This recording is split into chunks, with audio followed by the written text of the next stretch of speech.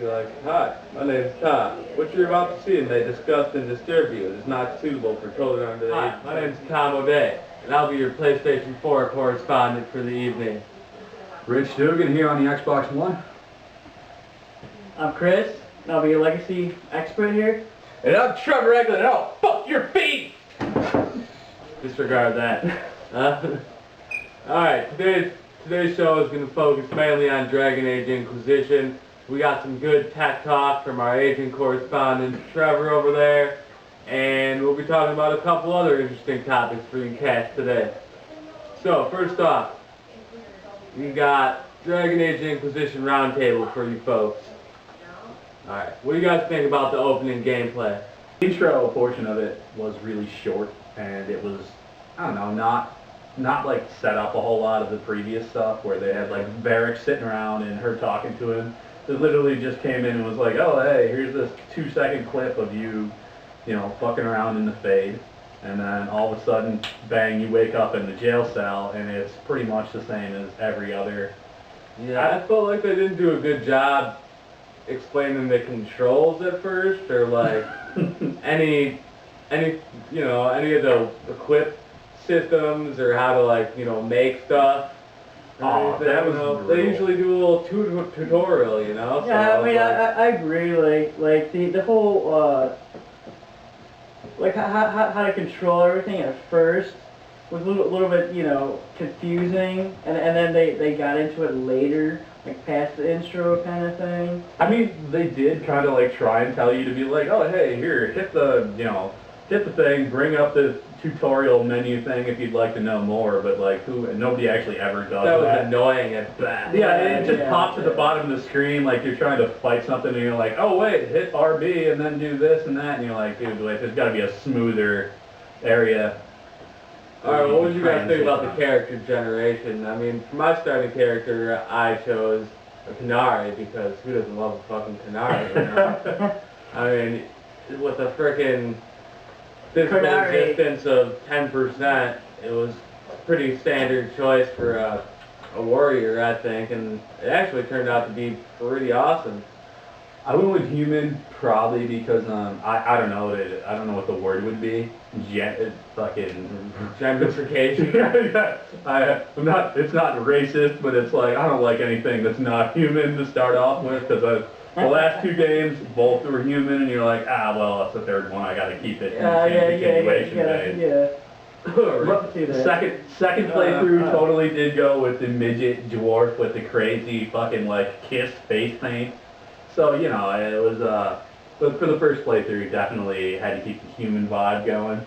I just think it changes the interaction because everybody loves humans in the game. Yeah, that's true. Dominant race. Through with a Qunari. Yeah, the races were a little bit different. I could say that, yeah. You don't get as many dialogue options or equipment options with Qunari. Yeah, I had that whole, like, every time I talk to somebody, they love, you know, they're gonna love me because my first playthrough was basically being fucking Jesus. Yeah. You know, it's like, yeah, I'll help you out. Yeah, I'll be nice. Sure, I'm not gonna call you a dick. You know, let's all work together. We're a team, guys. What specialization did you guys find, like, was your favorite? Out of all the classes, what do you think was either broken or, you know, right on par with the difficulty of your playthrough? It's weird in that I started off sword and boarding, because as I normally do in the previous Dragon Ages, that was my first playthrough.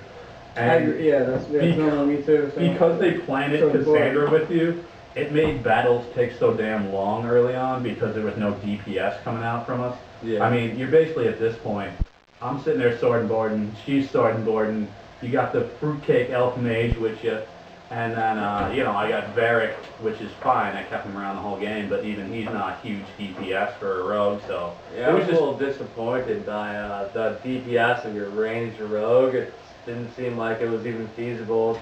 It was a DPS role, and you could just choose a mage for the same role, essentially. Right, yeah. I mean, for a rogue, I'd go more stealth also, you know, like, it seemed more fit of a party rather than long range. Yeah, I mean, I hate going into places and not being able to open something.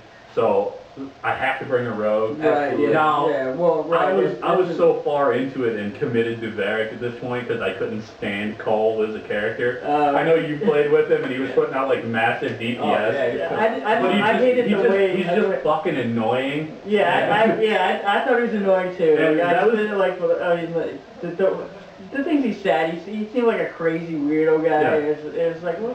That was the same reason that I know you had when you had Vivian in the party that you were bringing her for massive DPS and we were talking about it and I was like, and I was like, wait, you're bringing her in the party? It's like she's such a bitch. Yeah, that it fucking turns me off to your you. class was ridiculous. Oh, no, that class is broken. I mean, you can solo fucking dragons with that class. You can. Like, The Night Enchanter class, yeah, it's broken. It's unreal. I mean, if I was going to make a character on, and obviously, I'm surprised you didn't for the second playthrough, just to try and make one on like super, what was the ultra hard mode called? Nightmare mode? Yeah, I think that would be the only build I would try and go with is just try and fucking Definitely stoke that one. Yeah, the only way to get through Nightmare mode, I think, the easiest way, and I'm not saying it's the only way, but you gotta have 2 tanks, absolutely 2 tanks, and then 2 mages. One runs Night Enchanter, and the other one's Rift Mage. Yeah, where you're trying to get basically the heal factor You can do Dorian as well as a Necromancer. He actually does a really good DPS if you get a tough enemy that you kill and then it resurrects him and fights alongside of you. So, say you fight a giant, kill the giant, you got a giant on your team for the remainder of the battle. Right, yeah, I mean, the Necromancy class is actually pretty useful. I agree on that. It is, like, each character has their own unique skills and abilities. Well, of course they do, you know what I'm saying? But it's really all about, like, what needs and what suits you. You know what I'm saying? Yeah, mine was play style is. Mine was built around, hey, there's a sword board who's gonna taunt everything, take all the shit in. Varric's basically there just for fucking crowd control, because with the stupid ability he has for focus, once you get focus up to level 3, he's popping that pop 4 Varric thing and flying off. Yeah. And it fills his meter. I don't know why his is so specifically faster. But it was filling it all the time, so every time you look, there's those little fucking ghost Varrics shooting at shit. Yeah, so his DPS wasn't too bad. I get that he's attached to Bianca, but it really hurt bringing him in the party as far as never really changing his weapon. Right, yeah, it did, dude, there was a couple other things with you. I mean, like, it seems like the drop rate for daggers is unbelievably broken. Oh, yeah. Because I get that there's 2 of them and you have to hold 1 in each hand, but it seems like they put the drop rate, like, it drops twice as much, like, fucking one-handed weapons just didn't seem to drop for me at all in the beginning. There's a lot of stats. Oh yeah, there's a lot of stats and daggers up the ass. And shields, there's a lot of shields too. Yeah. But you can get the tier 3 blueprints for a 2-hander somewhat early in the game. Yeah. I got mine at level 6 and I had a tier 3 weapon and I'm doing 200 DPS already at level 6. It was ridiculous. Yeah, I think in my first, because I switched from the sword and board because I couldn't stand waiting around anymore to beat mobs, to being 2-handed and just going Hulk smash on shit. Hulk smash. Alright, let's talk about the starting area that you play in the hinterland. It's a challenge. Oh, absolutely. You're constantly using the tactical camera to your advantage, which is sort of broken. I mean, I don't really like how the tactical camera works. The tactical camera, I liked it. I honestly wish they wouldn't have switched it from the first one. Yeah, I enjoyed the tactical camera of it. Not to mention the ability to put your own macros in. I'm angry that they took it out. I agree. The AI hard difficulty. Yeah, fucking impossible. Oh yeah, the AI is broken. I'll give you that. The AI is better. It makes better decisions in this one than it did in 2. Oh yeah. But it doesn't do what you want it to do. Like sometimes, hey, if there's 2 people below health, I want them to throw a health grenade at at this area, or if they happen to be there. I don't want to have to stop the thing and then have to run through it myself and then go through it. Well, yeah, you have to manually do everything. There's no situational tactics. Yeah. Like if you're surrounded and you want to use a move, you gotta do it manually. yourself. Right, yeah. I I like the tactical camera that is like a pause point in the game. You can see like an overview of like what's going on. I like that point about it. But other than that, it's I like the fast you know, forward. That was really the greatest part. Fast forward, it would have been useless. yeah. Yeah. Oh, it would have. Oh, right, yeah. And the fast forward also, yeah. But taking away the macros from that, it would have been so much. If they left the macros in along with the tactical camera, it would have been so much better. Let's put the fast forward action. You know what I'm saying? Like you get it, bam, bam, bam. It just needed macros. Like I don't get the reason for taking it out. And the options they gave you, like, oh, reserve 30% mana or stamina. Right. I mean, and do this, and it was horrible. You're like, really? No, I put all of them down to 0. And I'm like, use everything you got. Don't. What are you gonna wait back on 30%? Right. I don't need you doing your regular base attack when you got potions and dying because he didn't change. Well, yeah, not to mention, you know, I have to turn it all down, and like sometimes you're like, hey, look, dude, there should have just been a spot. You need to give me a spot for grenades or something to use it at a certain point. I would have been okay with that. Like, you can make some additions and not allow me full macro control, but it was brutal. I mean, it's hard. You're making it harder. It's the third one now. You should have cleared up some issues like this, you know. Right. Yeah. But that's kind of a BioWare thing in general. Yeah. I mean, BioWare like thing. Mass Effect 1, solid, and then they went to 2, it was more gameplay, you know, open to everybody, and then 3 kind of changed it up where there's less tactical stuff, but more than there was in 2. But it seems like they've got the same blueprint in the Dragon Age series where it's like, let's take away this, but add this. Yeah. But they never seem to get it like There's 100% perfect mesh. Yes. Yeah, I know where you're coming from. Alright, let's talk about the easiest way to clear an area. What would you guys do first when you're going into an area and you want to just knock it down, discover everything as fast as possible, I'd say make the most out of your time, essentially. I'd say get the camps first. It makes the travel a whole lot easier. The horse is really useful too. Let's say go for camps first. You know, fight what you have to, but go for the encampments first, and it'll make travel a whole lot easier. And if you want to maximize your, you know, like playtime, and if you're just trying to get the quest real quick, yeah, just go for the camps first, and you can fast travel from point to point real quick. I've got the worst way, I guess, time-wise. It's efficient, but yet inefficient. You're going to spend a lot of time on it. Right, I clear in a grid system, and if they, you know, up, down, left, right, to start over, basically. And the horrible part about that is I don't go to the main quest area. I go in the complete opposite direction. So if the quest says it goes to the right, and here's how you complete the quest, I'm gonna go to the left and clear out everything else, and then circle back to where the quest area is. It allows you to find everything. I mean, literally, every mission, every item. I didn't miss anything. Right, for the completionists out there, yes, that's a perfect system. You know, a grid system. Yeah, but is it fun? You know, if you're on limited time, you know, you got right, kids and stuff. It's very tedious. It's not going to be the best playthrough style for you. I found that it was easiest to do, like Chris said, do the camps first, and then you do the oculariums and the oculariums and the astrariums. Oh yeah, atriums. And then discovering those and doing those, you'll be able to get access to the shard locations.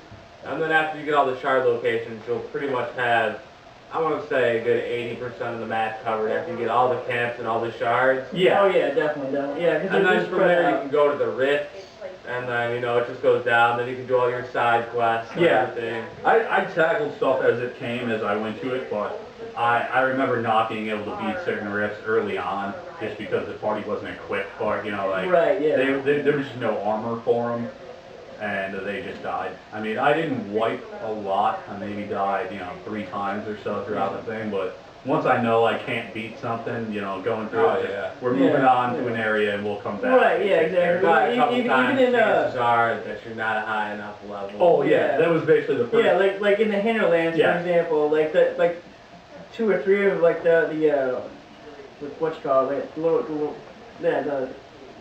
portal thing, the green. Oh, the rifts? The rifts, yeah. We had to come back and redo it, like, and grab them later because we just kept dying. I ran into that. Like, I ran into that in the hinterland, and because you're running through and you run into your first dragon, and you're like, all right, I'm gonna take this bitch. Says, ooh, this fucker's going down. My party's tight. I'm level 8. Yeah. I'm level 8 by now. I'm feeling good. Yeah, you feel pumped up. I'm rolling rifts like it's no problem, and then you roll up to this thing, and you're like, oh, I got him down to, I got him 20% down, and I used every potion I had, and my party's fucking crushed. Oh, and you're like, you know what, we'll come back to this guy, maybe a little later. And of course, by the time I came back to him at that point, I was like level 20, and it was a joke. Yeah, and go back onto the, like, the health potion things, like, you want to set it back to 0.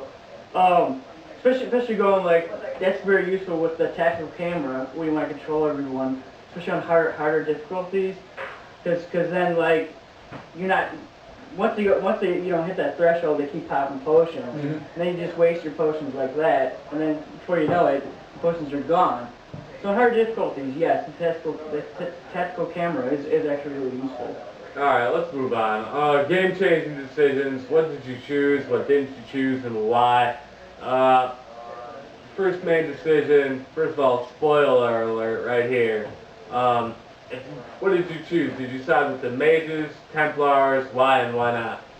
But on another note, like, when you choose the decisions, like the game-changing decisions, I don't feel like it has as much weight as it should. When you choose the Templars or the mages, I mean, there's literally no difference. There's no difference. We were talking about it when we were playing through it and discussing it, and it's like, I chose the mages because, it was like, oh, hey, let everybody be free, let everything be happy, everybody can, go libertarian on shit or whatever it is. And, and then you were like, I chose the Templars, and we still fight the red Templars. And I was like, wait, I figured you would fight, like, red mages, No, it's the same thing. But yeah. The really only real difference is what character you want to choose. Either you get Dorian or Cole, and that's the really only difference. You get one or the other. Oh, that's the when you get them, yeah. Yeah, when you get them, that's the only real difference between everything. The only thing that it affects is maybe somebody will strongly dislike it more. Well, yeah. But there's no meter to determine how much they like or dislike you. So it's a visible meter would have been actually really helpful. It would have been very useful. Like, very useful. I didn't go around making decisions based on it, and even playing through almost anything on any style, you can kind of get them unless you're an absolute asshole in the game and just like tell everybody to go get fucked. Oh, clearly. Like, if you do that, it's going to be hard to get their missions. But if you're playing through with the Jesus-y vibe, you can totally, get all of their side missions for everybody, like I did. Like, all right, dude, look, I like the mages. Vivian was all about, doing something else, but I still got her side missions. Now, yeah, it wasn't a process of me having to specifically, like, go at her and try and help her, and try and change anything. It just kind of was a natural evolution.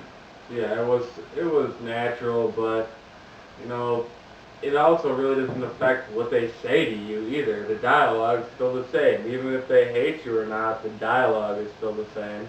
It is. It really is.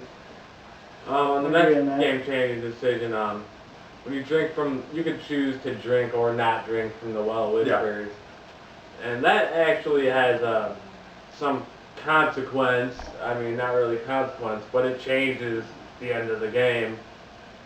Yeah, slightly, yeah. What did you guys choose for your first playthrough, and why did you choose it? My first playthrough I chose, because, Morgan came up with the jumblies right in my face and said she wanted to drink from the well, and I was like, hey, dude, there's going to be some consequences, and I was like, hey, girl, hey, you go ahead. Have another baby with Morgan. Yeah, basically, I was thinking, I was like, I'm going to rekindle this relationship. I mean, I know it already got tapped, but, super games back. Man. We'll go on to later.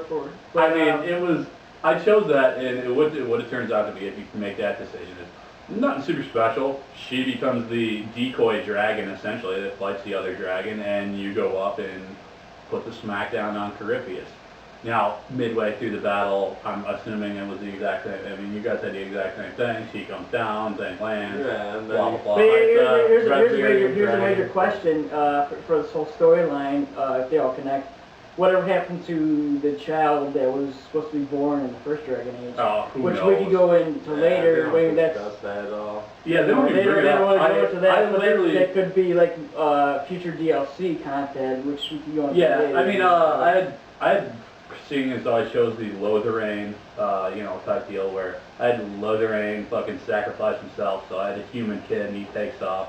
And I get a war table mission to find the hero of Ferelden, which is like a 16-hour endeavor. Oh, yeah, where you wait for it, you wait for it, you wait for it, and the payoff was like a fucking power amulet. It was like really, like I waited all this time for that. Like right, I put 100 hours plus into that dude's, my hero Ferelden. That was who I had, and to come out and be like, I get that you acknowledged it and that's fine, but you gave me nothing. Like not even just like you're just like, oh, it's the hero Ferelden, and we couldn't find him, and here's an amulet, and you're like, well, there's a fucking letdown. Yeah. A lot of quests were like that. It took 10 plus hours to do the little table mission for very little payoff. Yeah. Sometimes you get 60 influence, and in the grand scheme of it all, what is 60 influence? Absolutely Fucking it's really nothing. When you could we go to a little shopkeeper in Stronghold and buy way more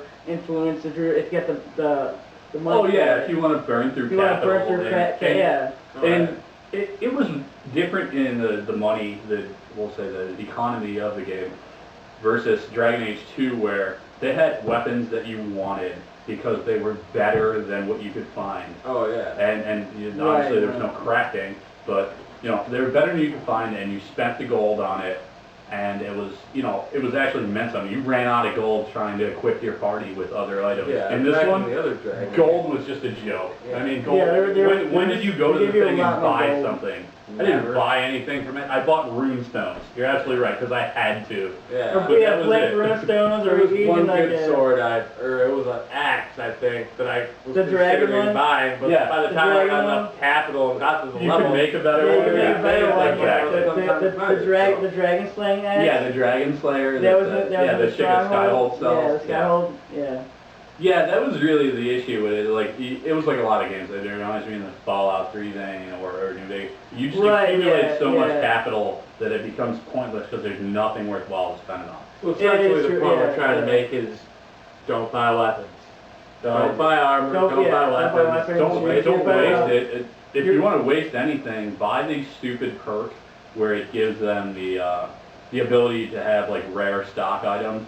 Buy their materials and then just throw them in there. You know? Buy all buy the max materials. you can. Yeah. And definitely Buy harvest materials. on everything in the field as much as you can, and you won't have to spend a single freaking sovereign on anything. Yeah, I mean, I didn't spend any, and I was left with so much money at the end. It was just like, all right, what do I do with this?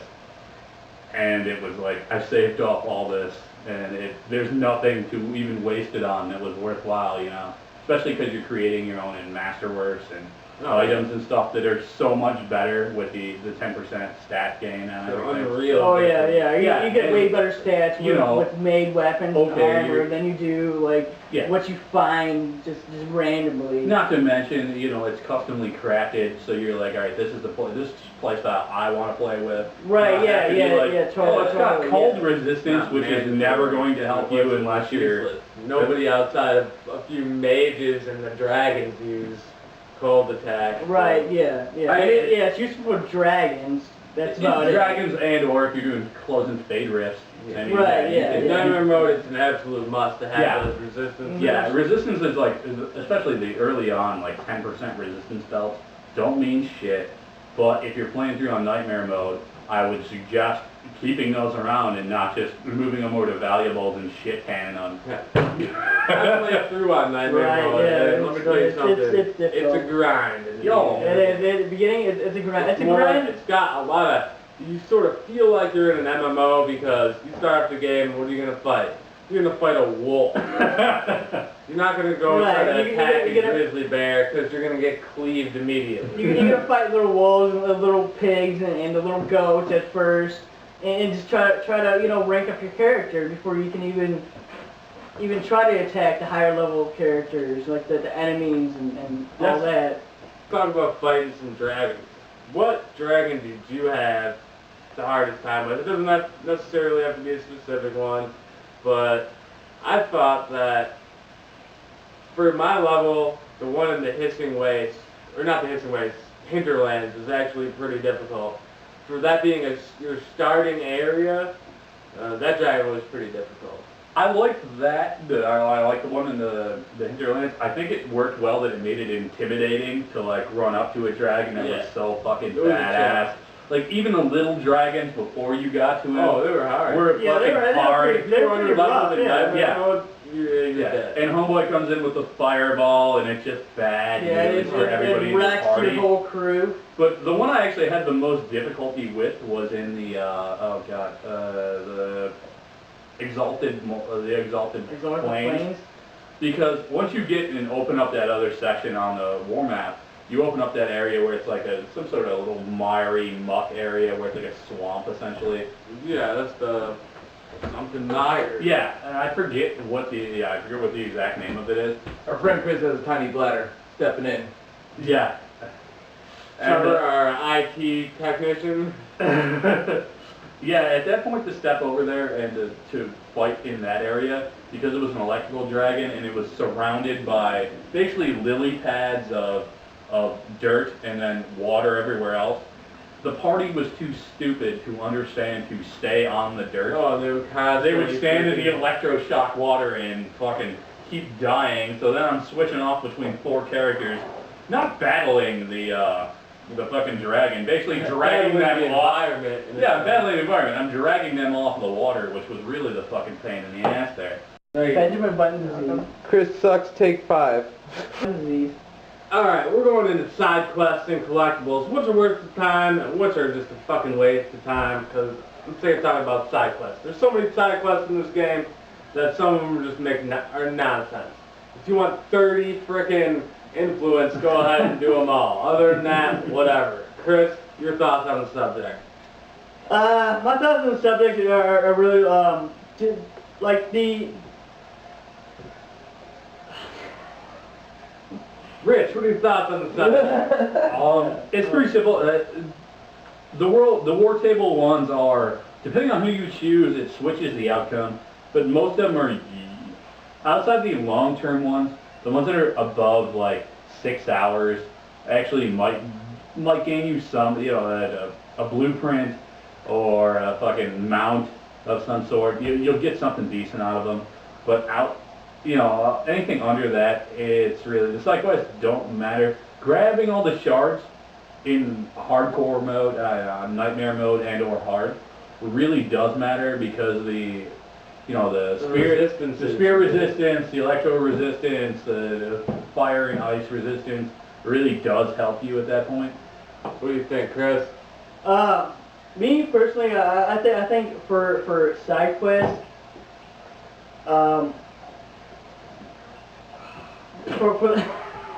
And he's drunk. Okay. Okay, for the war table, really go for the companions side quest, because you'll get a lot more. Alright.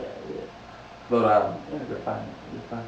Yeah, I agree that the companion side quests are obviously most important, because not only do you gain trust with your companions, but you actually get some really good items and a fair amount of experience for doing them. Yeah, I'll echo that, Seven. Yeah, I would definitely do every companion quest if possible, whether it be a side quest or a not a main story, but a story quest in the Dorian vein, or the Vivian creepy old fucking man deal. Yeah. Right, yeah. There's some weird shit going on there that I was uncomfortable with in general. I agree. Banging geriatrics isn't something you want to be a part of, but you just kind of... That's why you can't bang her. She's got an old man feather. So that makes me want to question, what if you made your character an old man? I don't know, dude. I don't know if I gave him gray hair, if it would have changed it. I didn't really... You never know. You never know. They didn't program it like that. To where you can make him make your character. Well, you can. You can give him white hair. You can, make yeah, him look totally like- character customization. I'm saying they You did can totally do program that. games where you can make your old man a white character and then fucking Vivian. I know, no, you can't Yeah, bring fuck maybe you. you're old. There's no point to make some old dude like rickety Yoda style. It's not going to change anything. This rickety old Yoda dwarf. Hey, look here, man. I thought about it, and then I went with the female dwarf that just tells everyone to fuck off. It has the kiss face mate because it made me laugh. Dwarves are funny. Dwarves are very funny. I feel like there's a lack of dwarf action in this. There's a lot of lack of dwarf action just because you don't go to Orzammar, but Yeah, there's a handful of dwarves in the game, but I just don't see their role in the Inquisition as much as I think I should. You know what I'm saying? There was a lack of different areas for specific races. You know, I'll give you that. they're like it was mostly I'd say like human areas, but I mean you did go through some dwarven, you know, ruins because they had the dwarven artifacts in front of them. There's actually a lot of ruins. There are a lot of ruins, and there are, you know, but as the character race is meaning more people or more dwarves within game, there was none of that really. There really wasn't any of that.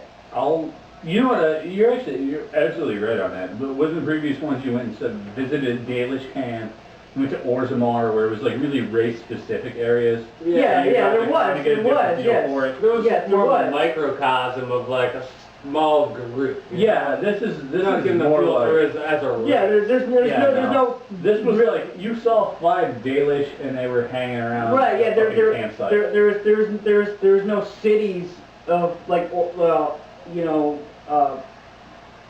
like Orzammar or Dalish.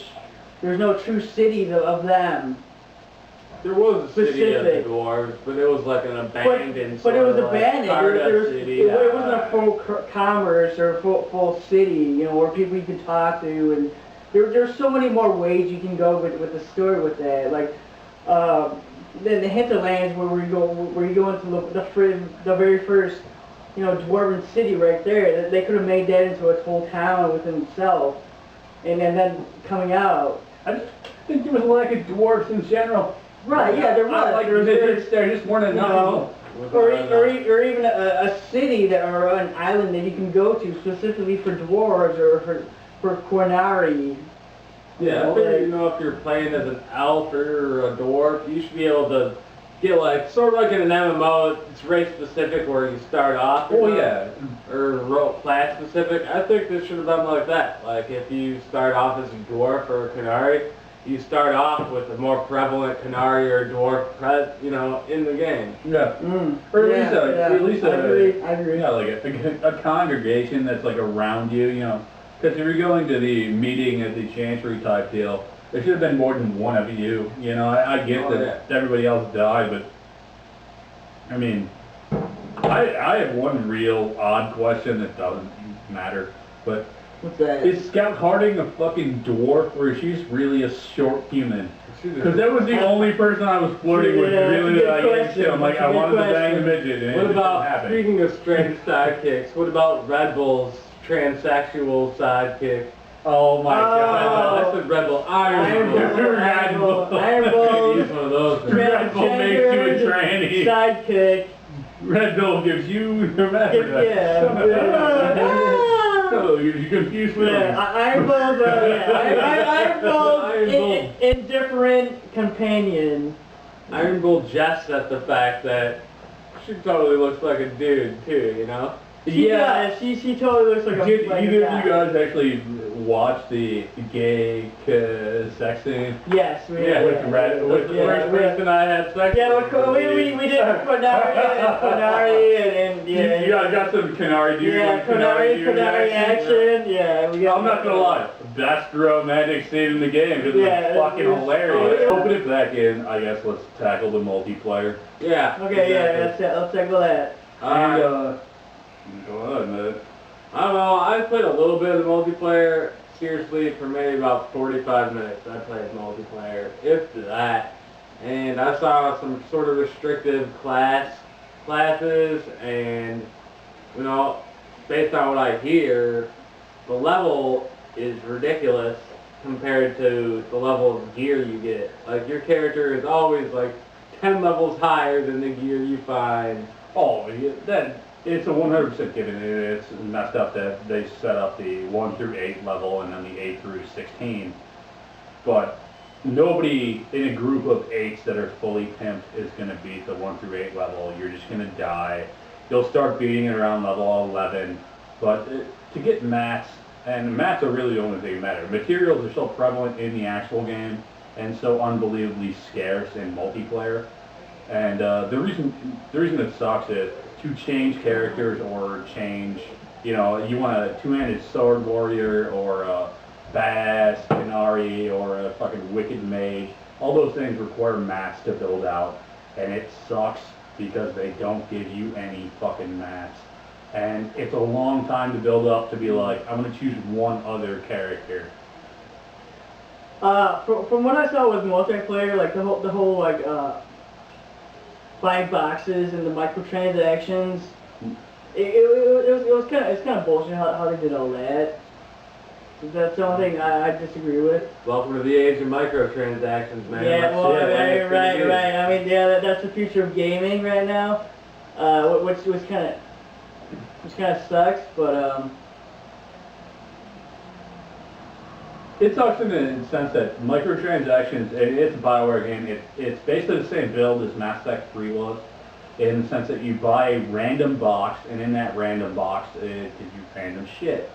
But because there's so many characters and so many different classes to play for, they throw you items, like at least in Mass Effect 3 you could cross off and you could say, hey, this guy's going to use a sniper rifle, this guy's going to use an assault rifle. In this one, because it's specifically built towards one-handed weapons, two-handed weapons, shields, it gives you random stuff, and it doesn't even matter if you're trying to build the character in that direction. And at that point, you've either got to keep it around or junk it entirely. Yeah, I completely agree. right. Alright, wrapping up here on our roundtable discussion, what do you guys feel that we need to cover that we haven't covered yet? Oh, man. There's Easter eggs. There's a lot of Easter eggs within the game. Anywhere from Mass Effect 3. There's The Krogan head mounted on the wall, or that? There's that. There's, like always in all the Bioware games, there's the cheese wheels everywhere, scattered everywhere. There's even There's a Dark Souls reference by the name the dude Havel in Havel's armor. Battle Royale, Havel's armor. It's a Dark Souls 2 reference. And a Dark Souls 1. And a Dark Souls 1 reference. There's an Alice in Wonderland reference. If you jump through the map, it's underneath the not Haven, but the Skyhold. There's an Easter egg underneath the Skyhold. What else is there? There's what's that? This is kind of a tangent at this point, but anybody think the jail in Skyhold was just really fucking stupid? Yeah, it was so janky. There's no one in there. It was, Holes in the wall and broken ass tasers. Broken. I thought the chick was supposedly guarding people, even when there's people I'm supposedly about to judge, and she's like, "There's no one in here," and I was like, "Hey, wait, time out." Where's the fucking the soup like right now? The what? The beef kitchen in the kitchen, I think. Oh. Yeah, Chris. Well, I mean that's a reference, dude. Like, Not awkward at all. Oh, it's all good. You just come unprepared all the time.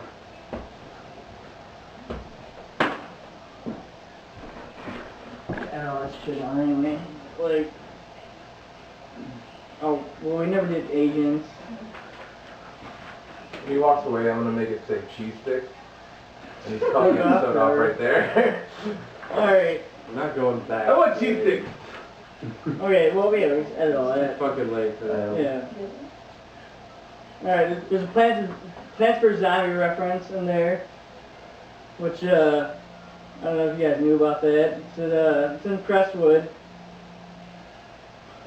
Can't be reading up that fucking sheet, dude. Right. I understand, man. Okay, fuck off.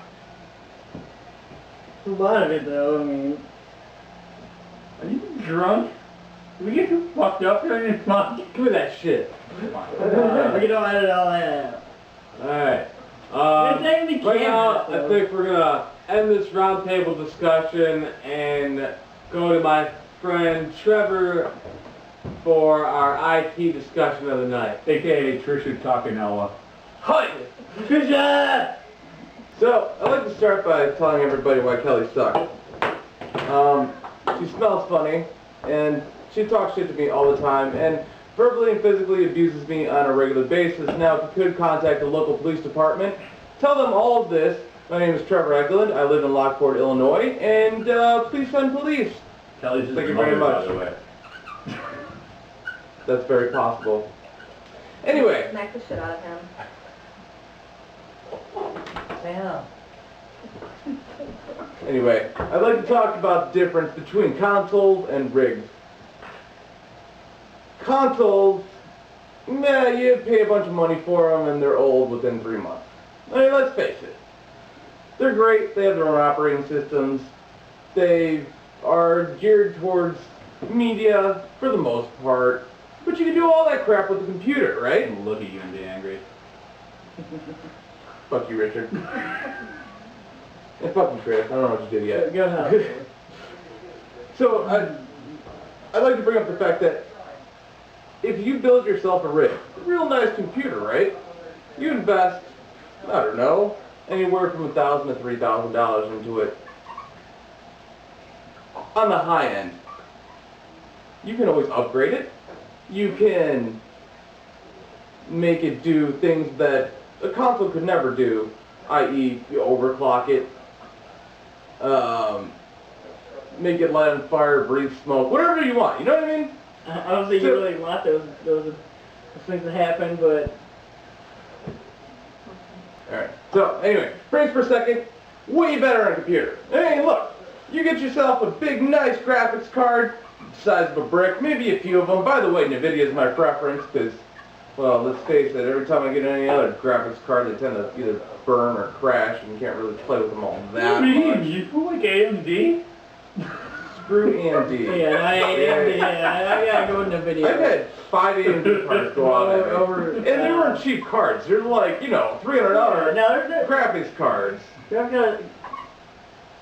alright, Trevor. Graphics are very expensive. So my personal favorite is NVIDIA. Their Titan series is great. I currently am running a GTX 600 series. Not 3D though. I don't really trust 3D quite yet because the gaming industry hasn't really caught up to 3D as of now. When it does though, totally investing. Nobody's gonna bother. I don't think so either. It'll be like the 3K movie industry thing where like, or I'm sorry, the 3D movie industry thing where you're kind of like, oh, it was really cool for a little while, and then all of a sudden, nobody cares We anymore. found a way to screw you out another $8. Yeah. Like, really, why do I need to buy a special pair of glasses just to game, you know? I always wanted to look like this. Oh, okay. I got you on that. Okay, I thought you were talking about, never mind, yeah. So, I personally like rigs way better for the modability. I mean, the upgradability.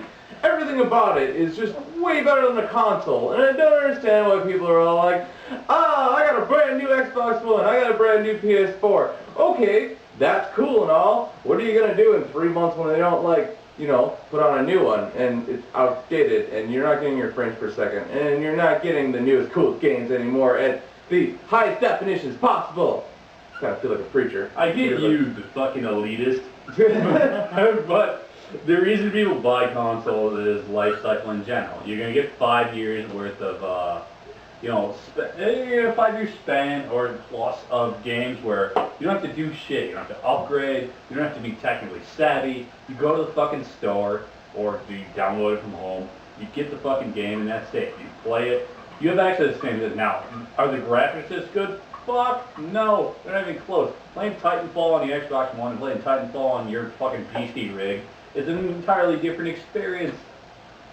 But, you know, it's a step up I like the way you got. I like that I can use an Xbox controller. They're making inroads to make PCs and consoles a little more crossover.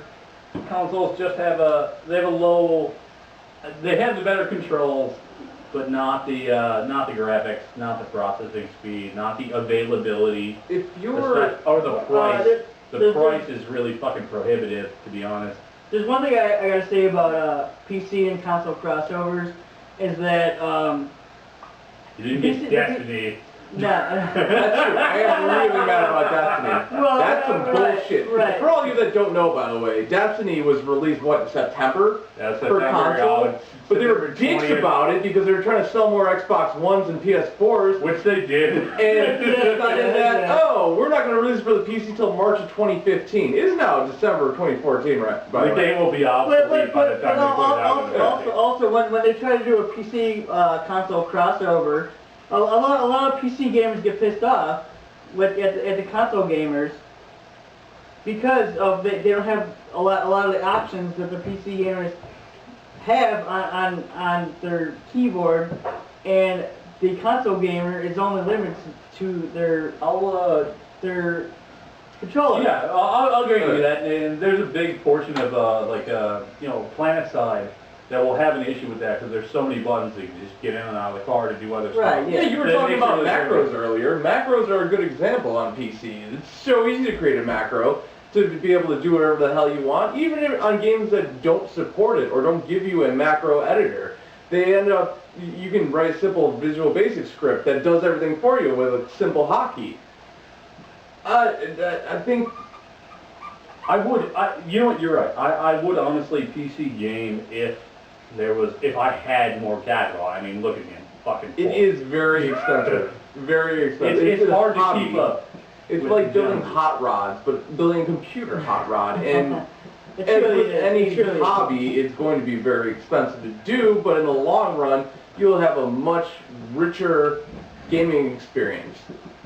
My personal opinion. No, yeah, honestly, you won't get an argument out of me. Every game I've played on the Xbox One or the 360 beforehand was better on the PC. But is there a cost prohibitive issue? I wish that gaming in general, like on the Xbox or Xbox Live or even PlayStation Network, had a lower price tier that was more similar to Steam, where they had sales and sales on older games that actually came out worth a fuck. I mean, sorry, every week where you're like, hey, let me sell you an Xbox Live game that's still $15 over what they're selling it on Steam. You're just like, hey, I guess you kind of do recoup some of the money in that sense. That, you put a little bit more into it and then you'll make a little bit back. It's not nearly as much, but, Well, yeah, what's saying, games on Steam are a lot cheaper than on console also. Or green man gaming. I mean, anybody. There's a bunch of deals out there where you can find a lot of cheaper shit. Right, Yeah, and that really is. Yeah. that That's actually totally- brings up the whole digital versus physical media too. And yeah, you can get both for PC, but if you get digital media, you can control how much storage you have versus consoles where you have to buy specially leased things like your Xbox for 360 anyway. You would have to buy a Microsoft hard drive to make it work, unless you modded it, of course, or jailbroke it. But the point is, you're paying money for that symbol, that Microsoft symbol, that Xbox symbol. Okay, I can go out and get a terabit hard drive for $70. Does the same damn thing, but it won't fucking work because it's not on the Microsoft. Excuse me a minute. He keeps showing me stuff.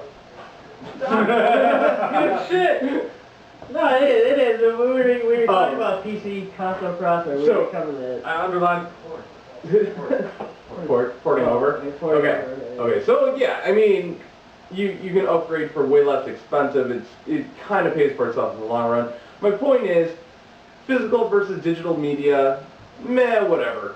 It's not that big of a deal. The only thing that you can really do with physical media is sell it back and try to get a discount on a new game.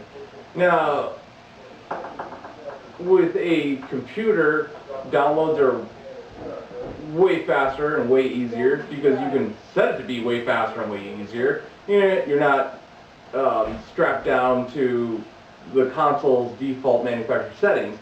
And what I mean by that is, if you were, say, running your 30 meg line from Comcast, right? And it's tied into your router that's 1,000 megabit connection. Your computer, you can actually tell is strapped down to 1,000 megabit. Your console is always going to auto-negotiate regardless. So if I say to my computer, hey, always run at 1,000 megabit, it will always run at 1,000 megabit. I mean, things will get in there and you'll start dropping packets here and there and it'll get kind of wanky every once in a while.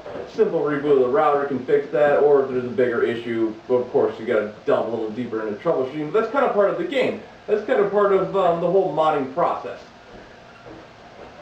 Dude, I like that you would have told me this earlier, and it would have totally explained my Dragon Age took 5 hours to download. Yeah. I mean, consoles, with the newer consoles, I haven't really played with them. Xbox One and PS4. They may have added features in there where you can actually change the duplexing on the card to be 1,000 full. I went through all the settings thoroughly. I didn't see anything about increase any of that shit. It was still, hey, download it from our store, which has our upload, our speed. You know, Oh, sure. Like, Yeah, that and like, you know, of if you're downloading from like Steam or Origin, you're on a bigger pipe because there's less people downloading it from. If you're downloading from the Xbox servers, of course, everybody's on frickin' Xbox, and they're all downloading games and they're playing multiplayer and everything. So the servers are getting slammed anyway, and you're cutting down your bandwidth. Anyway. Big thing for me though is definitely upgradability. I mean, your graphics cards, you can upgrade at any time. You just sit around, you're playing games, and you're like, man, this sucks. I'm getting too much blur in the background about 1,000 yards out. Can't deal with this anymore. Go out to the store, pop a new graphics card in there, maybe 2 or 3, depending on what you're into. You're good to go, right? You're getting a little choppy, or you're real choppy when you're panning like back and forth and everything. I mean, that could just, that could definitely be a graphics card more than likely because you just don't have enough processing power to handle all that. You can overclock your processor. You can water cool that bitch. I mean, either way, it's easy to do. And you could, you know, in theory, brick the whole thing, but it's part of the game. I wish I had a pocket full of singles so I could Pac-Man strip club everything. Yeah. Yeah. And you can even overclock RAM.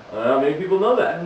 If you get special overclocking RAM, OCZ is a really good manufacturer of them. Yeah, OCZ is very good. You can, and actually, you need a motherboard that supports it too. But you can overclock it, and it's all about the hertz. And if you do too much, you're gonna run into kind of a melty problem where your whole computer almost lights on fire. But it's totally worth it. Besides that, yeah. It's totally worth it. Personally, I have a rig that is impressive. Not the best, but impressive. It's 32 gig of RAM, Core i7 unlocked processor, overclocked at 3.5 gigahertz. I got a big old GTX series NVIDIA graphics card. I need another one. I need like 3 more, I think. Asus armor-plated motherboard, and it looks fucking awesome because I put like 7 LED red lights in it. Plus, because I can, a 55-inch LED 120 hertz TV. That really makes how it. many graphics ports do you have on your? Graphics slots? Yes. Well, they're PCI Express. I have 3 of them. Okay. I'm only using 1 right now. Okay, so you can add 2 more on there. Right, and then the nice part about NVIDIA is their support for multi-linking, which is, you know, when you chain them off. Yeah. It's intuitive. Where AMD Radeon graphics cards they're kind of janky. Like, you can hook them up and everything, but you have to do a lot of configuring, and it's really not necessary. It's really not. Right, yeah. I mean, if you want to go in more detail for viewers out there about Is it worth the fucking changeover? I mean, AMD is usually cheaper. Can you, with the money savings, is it worth it if you had the technical know-how, or is it just a waste of fucking time? In my personal opinion, because I've gone through 5 AMD cards, just not AMD anymore. AMD, it's actually the Radeon series. I would not suggest ever buying one. But if you're really into it, you can, and yes, they're less expensive, and you just make sure you got a big old power source in your computer. I'm talking like 750 to 1,000 watt at least, because those fuckers draw an amazing amount of power, and they get real hot. You get what you pay for. By real hot, I'm talking like 212 degrees real hot. So Are you gonna boil water on the brick? Yeah, you get a cook an egg on there. it's intense. Yeah, I don't know. I've had fans go out on those things and burn them up. I've had them just stop working altogether, and I couldn't figure out why. I don't know. And when it comes to motherboards too, I definitely suggest a nice Asus motherboard. MSI's okay, but if you're really into gaming, Asus is the way to go. Asus has been and is still has the capital on the market. I mean, they've been around so long that they've burned so many things where when you get an Asus motherboard, provided it's a higher series Asus, it's intuitive and you can mod it very, very easily. So that's pretty much my little tech minute here. I think I'm going to turn over to the Dauber over here for his Dauber's counterintuitive tech minute. Dauber? Quit drawing penises over there. That's Chris's job. Yeah, that's my job. Give me that. You don't have a job. Yes, he does. It's Yeah, part of the I do. script. Give him the It's whiteboard. literally Dauber's counterintuitive techno moment. Yeah. Brought to you by the certified professionals that I need a pro. You guys got it or something? Yeah, we're basically cutting all this after this point. Yeah. Stop fucking around. We're almost done. It was part of the script. Green. Okay. Not my script. What the fuck? Yeah. That was a huge cock. I don't care. The I'm drawing first my time you've cock. handled one. But it won't be the last. Come here. All that fucking work. Alright, okay. Oh, he drew a big penis. Alright, Jagbag. Alright, you Ready? ready? Mike. Okay, You want- do you want me to hold for you? Yeah, there you go. And this is Chris's counterintuitive tech hour, aka Chris learns how to draw penis for the first time. Yes. Alright, He's very good at it. It all started off with them drawing, well, us drawing. We were going to draw a giant smiley face on the back Yeah, of his head. it started got all off, mad about it, with, so. with this. Can you guys just draw it and then You know, reveal it to me? Because I've got a feeling my OPAS will be made. And, What was We're gonna play card. That might be the best sentence I've heard in the last 20. Remember? Remember? Coming down. This sucks. oh yeah. Seriously, where we're at. Grown men drawing cocks on cameras. Yeah. You know, Yeah. you just watched, what, 2 hours of us doing this? Yeah. Might as well just finish it off. I watch it, watch 2 hours of me Yeah. mumbling shit to a camera. Yeah, you totally jacked it up, Chris. What are you doing? What are you doing? What did he draw with a big old foreskin? No, yeah, it was on really yeah, big, though. Really big foreskin. That is And then, okay, and that's how it originally came out, Your right? cock with a winter coat? And we all decided that it looked like a giant penis. Of course, it really does. This was our original symbol, is what he's trying to say. And yeah, and then I went as to, well, they drew some, like, you know, balls down here, but then I erased it all and, you know, just did like this and did like this. It made a bunch of, you know, hairs on it, like this. Look at the camera like you know what the fuck is going on. Why are you reincarnating Stonehenge? You know. It sounds like you're doing a whole lot of work over there. I mean, Yeah, I applaud you for it is a whole lot of work, you know, and then you know you got the red tip right here with the little The circle red right here. tip? Are you a fucking dog? Yeah, you know, like It looks like What is wrong with that? I You can't know, even and- see and what then- you're drawing. I'm just thinking red rocket, red rocket. and then you got a bunch of little mushrooms over It's here. gonna require beer. It certainly does. It's gonna require fucking therapy soon. All right, so it looks like a mushroom and a dick at the same time with balls hair, you know, and this is supposed to be grass right here. Oh, you know that old ball there. You know, but what's a mushroom? But if you stand it like straight up, it looks like a At mushroom. least explain why it was green. You know, yeah. It's Sorry, I Is haven't that a little seen it. mushroom? It looks like a mushroom. Like, well, it's a little bit dilapidated over here. Dilapidated. Yeah, but That's not dilapidated. It's dilapidated up over Oh, son, here. you got a fucking Chicago accent. God, it's dilapidated. Yeah, you know, like. But that's the whole. That's the The whole. sound he made when he was going down there. That's my vision of like why it looks like a penis. And that is Chris's counterintuitive tech tip. Signing off. Looks like that's it for us tonight, ladies and gentlemen. Thanks for tuning in. Hope to see you again. We're doing this bi-weekly, and from Chicago, Illinois, this is Tom O'Day, Rich Dugan. Chris, And your God. aka Mr. Trevor. Yeah. Stay tuned and level up. Take it easy. Signing off. Peace. Whoop. I'm a little too front, short pants out. I don't know what this Don't look at me